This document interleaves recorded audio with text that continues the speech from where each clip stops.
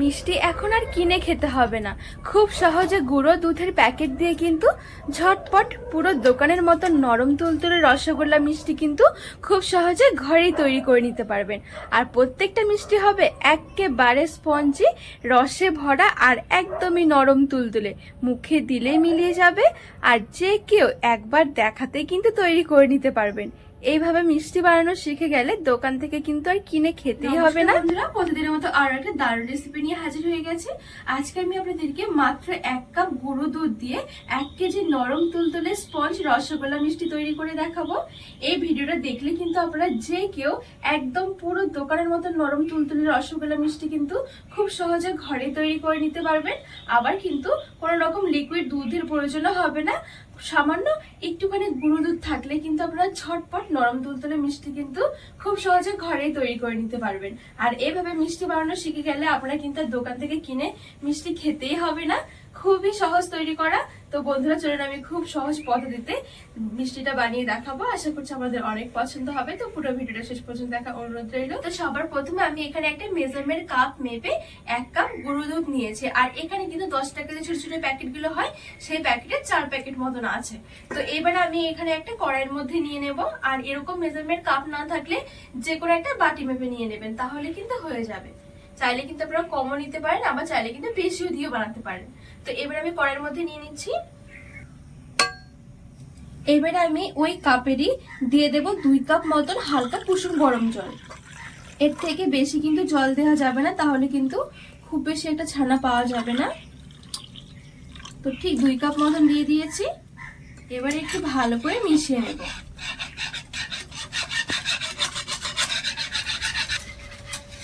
তো এখানে আমি খুব ভালো করে মিশিয়ে নিয়েছি। এবারে গ্যাস জ্বালিয়ে আমি গ্যাসের উপরে বসিয়ে দেব। এবারে ভালো করে নেড়ে ছেড়ে আমি একটুখানি গরম করে নেব। একটা বলক ফুটলেই কিন্তু আমি গ্যাসটা বন্ধ করে দেব। আর এখানে যেহেতু তরল দুধ নিইনি, সেই জন্য কিন্তু কোনো রকম জাল করে ঘন করার দরকার হবে না, শুধু একটু গরম হলেই কিন্তু হয়ে যাবে। আর এই গুঁড়ো দুধটা না খুব তাড়াতাড়ি করে কড়াইয়ের নিচে দিয়ে লেগে যেতে চায়, তো সেই জন্য কিন্তু অবশ্যই এভাবে করে নেড়ে ছেড়ে জাল করতে হবে। তো এখানে কিন্তু খুব ভালোভাবে করে এই দুধটা ফুটে গেছে। এবারে আমি গ্যাসের আঁচটা বন্ধ করে দেব। এবারে আমি এখানে একটা বাটি নিয়েছি, বাটির মধ্যে নিয়ে নেব 1 টেবিল চামচের মতো ভিনেগার, আর দিয়ে দিচ্ছি 1 টেবিল চামচ জল। এবারে ভালো করে মিশিয়ে আমি দুধের মধ্যে দিয়ে দেব। তো এবারে হালকা করে আমি নেড়ে ছেড়ে একটু মিশিয়ে নেব। আর অবশ্যই রসগোল্লা মিষ্টি তৈরি করতে কিন্তু ছানাটা একটু নরম রাখতে হবে। তো নরম রাখা এইভাবেই যাবে, ছানাটা কিন্তু খুব বেশিক্ষণ এভাবে গরম অবস্থাতে নাড়াচাড়া করা যাবে না। ছানাটা যখনই কেটে যাবে আর এরকম একটা সবুজ জল চলে আসবে, তখনই বুঝতে হবে যে আমাদের ছানাটা একেবারে রেডি হয়ে গেছে। এইবারে যত তাড়াতাড়ি সম্ভব ছানাটা নামিয়ে নিতে হবে। এবার আমি এই ছানাটা একটা চালের মধ্যে নিয়ে নেব। আর ওপরে একটা সুতির আমি কাপড় বসিয়ে দিয়েছি।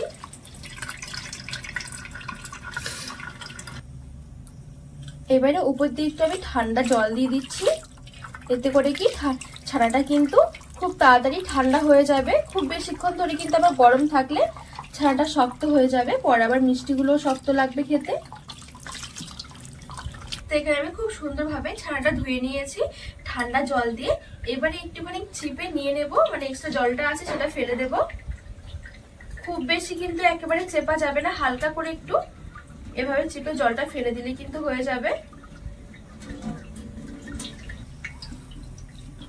একেবারে হালকা হাতে করতে হবে এই কাজটা। এখানে কিন্তু একেবারে বেশি বেশি করে চিপে জলটা ফেলা যাবে না, এতে করে কিন্তু ছানাগুলো শুকনো হয়ে যাবে। আর শুকনো ছানা দিয়ে মিষ্টি করলে কিন্তু শিরাতে দেওয়ার সঙ্গে সঙ্গে ফেটে যাবে। তো আমি হালকা হাতে চেপে চেপে জলটা বের করে নিয়েছি। আর কিন্তু এখানে ঝুলিয়ে রাখারও কিন্তু প্রয়োজন হবে না। এবার আমি এখানে একটা থালার মধ্যে নিয়ে নিচ্ছি ছানাটা। আর ছানাটা দেখুন কতটা সফট হয়েছে। মিষ্টি তৈরি করতে গেলে কিন্তু এই ছানাটা একটু সফট করে নিতে হবে, তাহলে কিন্তু অনেক বেশি স্পঞ্জি হবে মিষ্টিগুলো। এবারে আমি ভালো করে হাত দিয়ে একটু ডলে ডলে ছানাটাকে মেখে নেব। এই মাখার উপরে কিন্তু নির্ভর করবে মিষ্টিগুলো শক্ত হবে না নরম হবে। আবার কিন্তু এক সময় দেখা যায় ঠিকঠাক ভাবে মাখা না হলে কিন্তু চিনি শিরার মধ্যে দেওয়ার সঙ্গে সঙ্গে কিন্তু মিষ্টিগুলো আবার ফেটে যায়। তো একটু সময় নিয়ে ঠিক ডোলে ডোলে মেখে নিতে হবে।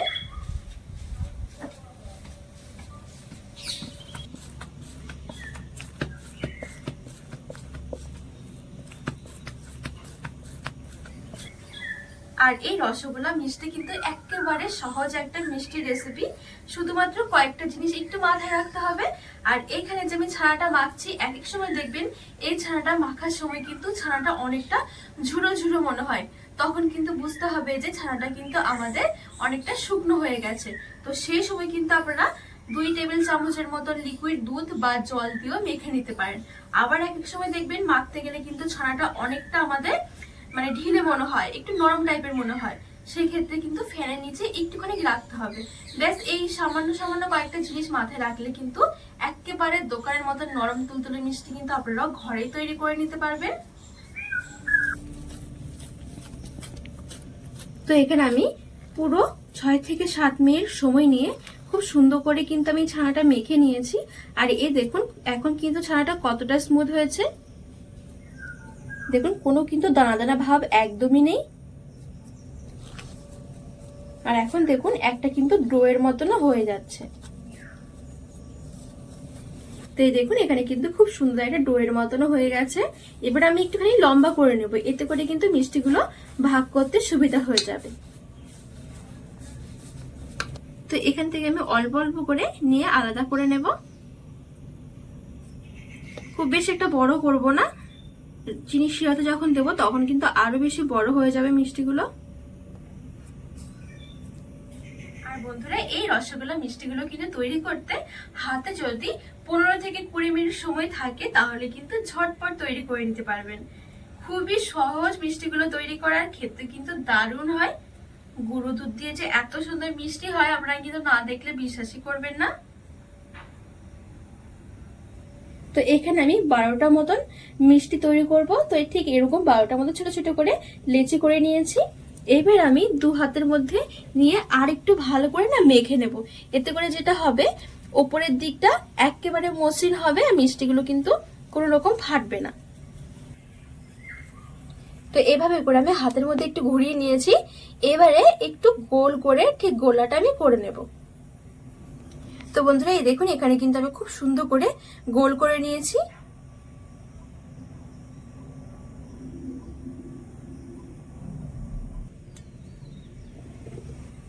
তো এই দেখুন বন্ধুরা এখানে আমি আরো একটা মিষ্টি তৈরি করে নিয়েছি।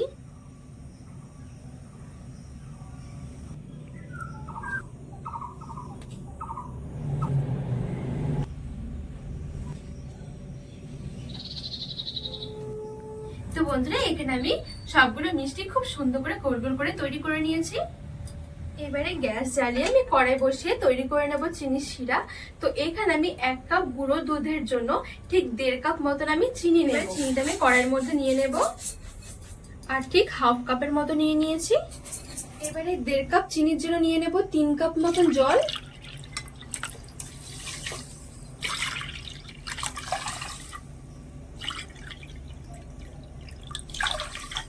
খুব সুন্দর ফ্লেভারের জন্য আমি এখানে 2টো এলাচ একটুখানি ফাটিয়ে দিয়ে দেবো, এতে করে কিন্তু খুব সুন্দর গন্ধটা আসবে। ভালো করে চিনিটা নেড়ে চেড়ে মিশিয়ে নেব আর এই চিনির শিরাটা ফুটে যাওয়া পর্যন্ত অপেক্ষা করব। তো বন্ধুরা এখানে কিন্তু চিনিগুলো গলে খুব সুন্দরভাবে কিন্তু শিরাটা ফুটে উঠেছে। এর বেশি কিন্তু আমি আর ঘন করব না, শুধুমাত্র চিনিগুলো আমি ভালো করে গলিয়ে নেব আর শিরাটা একটু ফুটিয়ে নেব। এবারে আমি গ্যাসের আঁচটা মিডিয়ামে রেখে মিষ্টিগুলো আমি ছেড়ে দেব।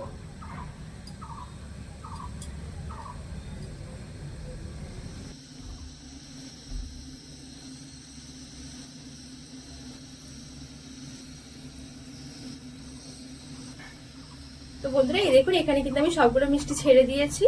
এইবারে ঢাকা চাপা দিয়ে আমি মিডিয়াম আঁচে 8 থেকে 10 মিনিটের জন্য মিষ্টিগুলো সেদ্ধ করে নেব।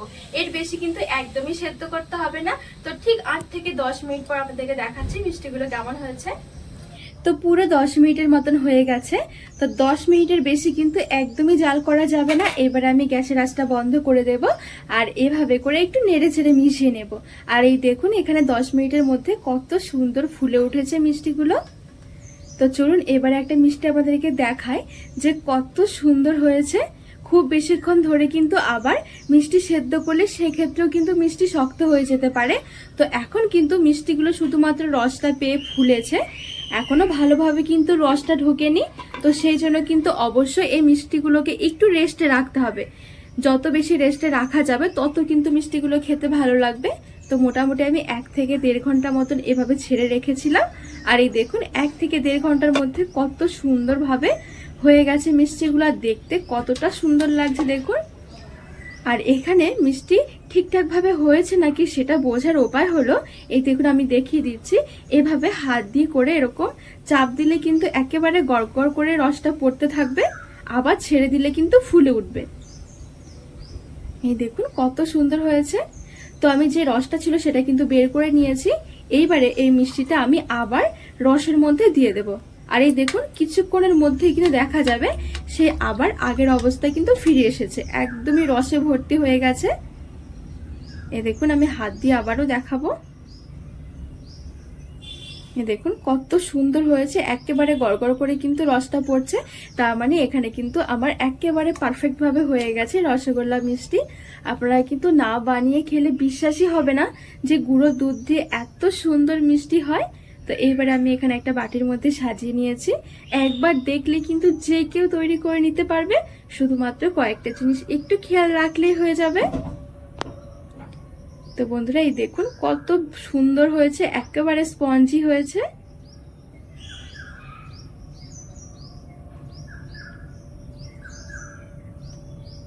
আর এই মিষ্টিগুলো খেতে এতটা নরম তুলতুলে হয়েছিল যে মুখে দিলে মিলিয়ে যাওয়ার মতন অবস্থা। রসটা দেখুন কত সুন্দর হয়েছে আর কতটা নরম হয়েছে মিষ্টিগুলো।